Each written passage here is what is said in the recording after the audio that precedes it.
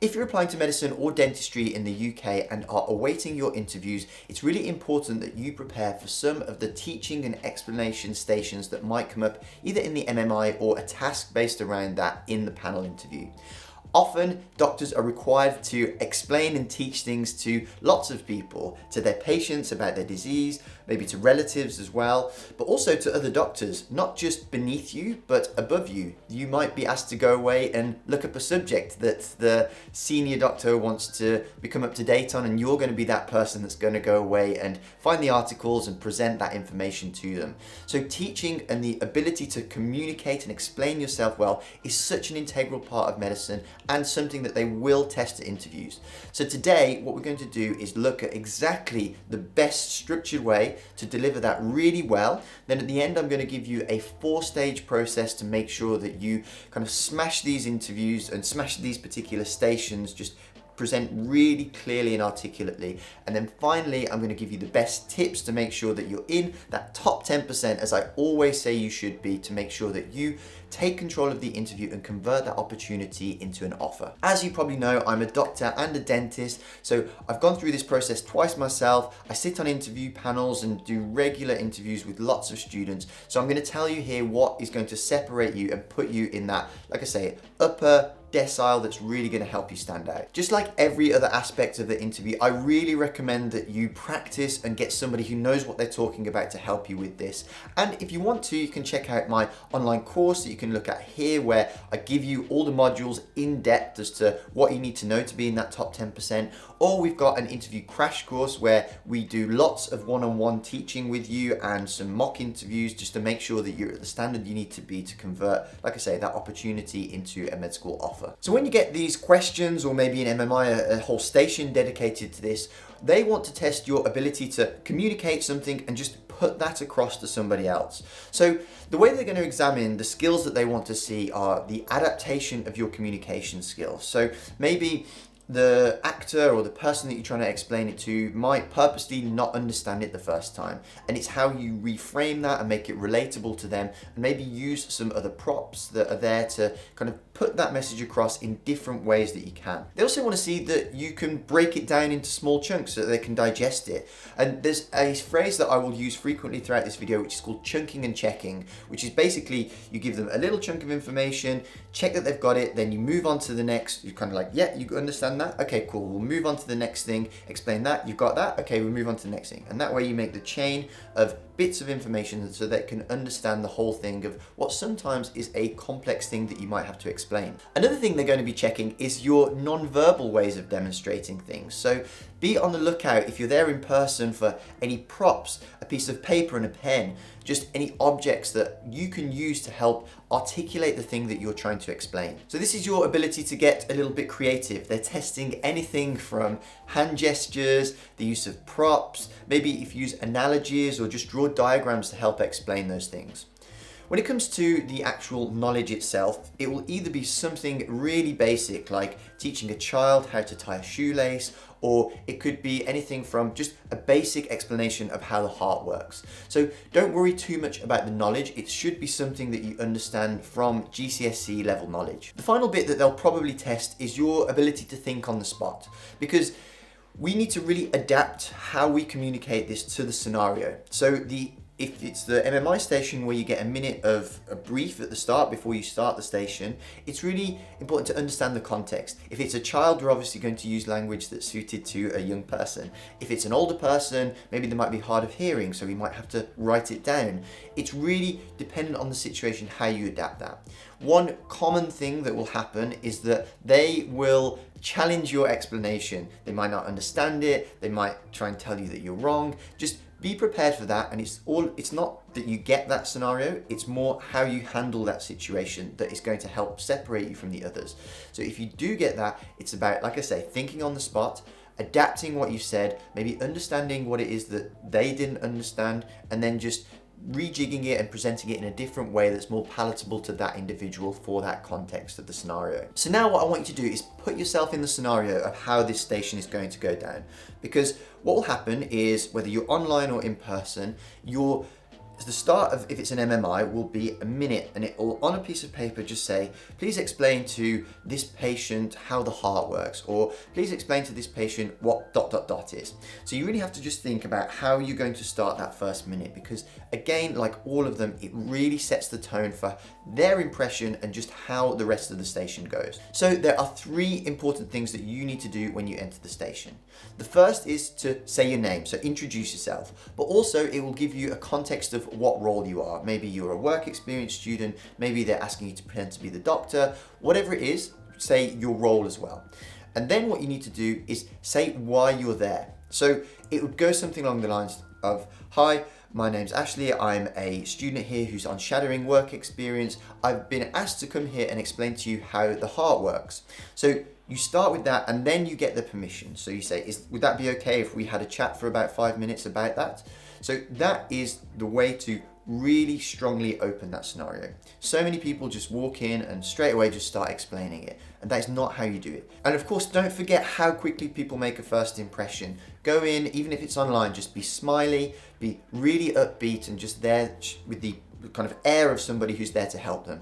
If you want to know how to really put that across well in an online format, because it's a little bit trickier, check out this video that I made a couple of weeks ago, which is exactly how to kind of come across the best in an online format. But one of the best tips for MMI and really any of these role play scenarios is to really just forget that it's a role play, forget that it's an actor, just imagine how you would do it in real life and just try and do it as naturally as you would if you got asked to do this for a real person. The next important stage is to do what I would say is define the learning objectives. Now, this is a very formal way of saying basically you kind of set a goal for what you want to achieve as an outcome of this interaction. So it's really important. This is why we understand the context, because you want to first check their level of knowledge. Because let's say, you have a wide variety of people. Some people might have basically no understanding of the heart. The context of the scenario might be that you've got a cardiology professor there. I mean, that's very unlikely, but we still want to know where we're pitching this. So the very first thing you say after we've made this introduction and got consent is, Can you just tell me a little bit what you understand about DOT so far? So it could be, if it's the heart, can you tell me what you understand about the heart so far? Understand what they know, and then you kind of set the learning outcome. Don't be too formal with this, but just say, okay, so if it's okay with you, I'm just going to explain a little bit about the heart, and by the end, you should have a pretty rough understanding of how the heart works. Is that okay? And then you start. So this is when you'll launch into the bulk of your explanation. So what do we need to do here? Firstly, it's really important to just use simple, relatable, concise language. Just stick to the point and don't deviate too much. The simpler you can be, the easier you're going to make it for yourself. If you keep waffling, you are going to leave something for them to latch onto and make the station difficult. So just be very direct, very concise, and just deliver that answer really well. This is also the time to look around the room and check if there are any props that they might want you to use. If there's something that's odd that's there, it's there for a reason. So think about how you could incorporate that into your explanation. Then the final thing about your explanation is the whole chunking and checking method. So like I say, you explain a little bit, and then you stop and say, do you understand so far? And then you carry on. So you just keep checking that they're following you on this journey of your explanation so that you've not lost them anywhere along the way. The next thing you need to do is make sure that they've understood what you've explained. So this is quite an art in the way that you do it, because you don't want to come across as patronizing, but you need to make sure that they actually get what you're saying. Here, they might relay the information back to you and actually say something incorrect. So really listen to what they're saying so that you can correct anything. But the way that you ask this is quite something that you should maybe practice a little bit how you say it, because like I say, you want to avoid being patronizing. So you might finish and say, so that's the heart in a nutshell, if the heart is the example here. So you say, so that's that in a nutshell. Just so I can make sure that you've understood everything, do you mind just explaining back to me what you understood, and I can make sure that we're on the same page with all of this? Or something that suits how you would speak, but just think about how you would say it so that you don't come across too patronizing with that. So when they've explained it back to you and you've corrected anything that they may have misunderstood, it's time to round off the scenario. So what you want to do is just say, good, so I hope that that has explained what we were hoping to do, which is to give a rough outline of the heart, and then you give them the opportunity to ask any questions. So is there anything you want to ask me on that subject? There again might be a way to test you to see if you know something or if you don't. And if you know it, of course, just answer it. But if you don't, it's probably there to see what you do when you get asked a question that's maybe above your station. So you might just say, let's say it's an example where you're a work experience student, just say, that's a very good question. I'm actually a work experience student, so this is maybe a little bit above my station and I don't want to give you any misinformation. So what I'm going to do is go away and ask the doctor, the GP, whoever it is in that scenario. I'm going to go away and ask them and I'll come back to you and give you a proper answer. Because that's what they want to see, that you're proactive about information that you don't know. So make sure you don't fall into that trap and be ready for what you're going to do when you don't know the answer to a question. And then you're pretty much done, but don't forget to thank the patient. So just wrap up with a very nice, thank you for your time. It was lovely to meet you. And if there's any more problems, just feel free to reach out at any stage. So those are all the skills that you need to demonstrate. Now, when you're thinking of these scenarios, when you're at interview and you see an explanation or a teaching station before you, you need to think of 4 steps. So that's all you need to remember, and all of this will come to you naturally. So the first is remember how you start, and that includes those 3 things of your introduction, your rank, why you're there, and then obviously just finish off with getting consent. The second then is the bulk of the explanation, and just remember that we're chunking and checking repeatedly to make sure that they're following you. And then the third thing is to get them to explain it back to you at the end to check their understanding. And then finally, we just round off the station with a really nice thank you. If you can remember all of those things, that will put you in a very good position to do well in these stations. Finally, I'm going to give you some of the top tips to make sure, like I say, that you're in that top 10%. But before that, I just want to tell you about the interview playlist that I've made, which has all of the subjects that you need to do well in to kind of make sure that you're ready for interview. Actually, if you want to be in that top 10%, I recommend that you go a little bit deeper than what's on YouTube. And I have a course with about 20 hours of videos going into all of this, plus the hot topics, plus the really famous cases that always come up. So to put yourself in a really good position, I'd recommend that you check out that video here, which shows you how to get that. And if you're really serious, because the biggest mistake people make is to underestimate interviews. I get a lot of people who come to us at FutureDoc because they've had 4 interviews and not got a single offer. So they come to us for help for the second attempt because obviously they've clearly underestimated something about interviews. So if you want to avoid that problem and get some one-on-one help to make sure that your interview technique is on point, I recommend that you check out this video here.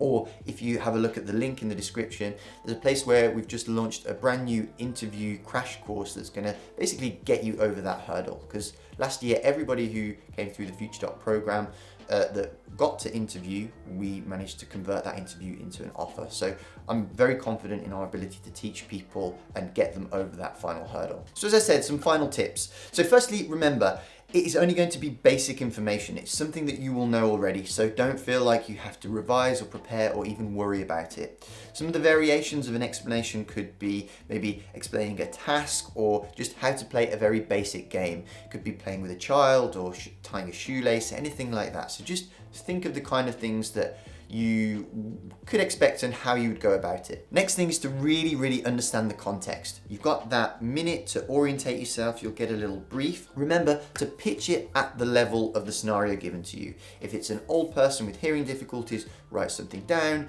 If it's a child, obviously use more simple language and be a lot more friendly in how you would be with a child. Just really be smart about how you approach it based on the context of the scenario. Then once you've done your explanation, don't forget, ask them to repeat it back to you to check their understanding and really listen to that answer to make sure that they've purposely not misunderstood something so that you need to go in and explain that little detail again. This is where they might ask you to adapt your communication style. So if they didn't understand it the first time, maybe the second time drawing a diagram or maybe explaining it slightly differently or using an analogy. These are the ways that they're going to test the people who deliver a good explanation and they're okay, and then the people who really separate themselves by going that extra mile and coming up with a really clever diagram or an inventive way of showing it that really helps clarify it. Don't be too over the top or flamboyant with this. They just want to see that you've thought outside the box or are just really very good at communicating something clearly. Just don't, like I say, don't overcomplicate it. Just make it as simple as you can. And of course, always end with a thank you, which is how you should end all interactions, and ask them if they have any questions that they'd like to ask you. So that is that. If you want the whole brand new YouTube interview series that I've done, just click on the channel where you have access to all the playlists. Otherwise, if you want some really good resources, check out the in-depth videos that I do here. Otherwise, if you want some one-on-one help, check out this video here. So thank you for watching. I hope that you found that useful, and I will hopefully see you in another video.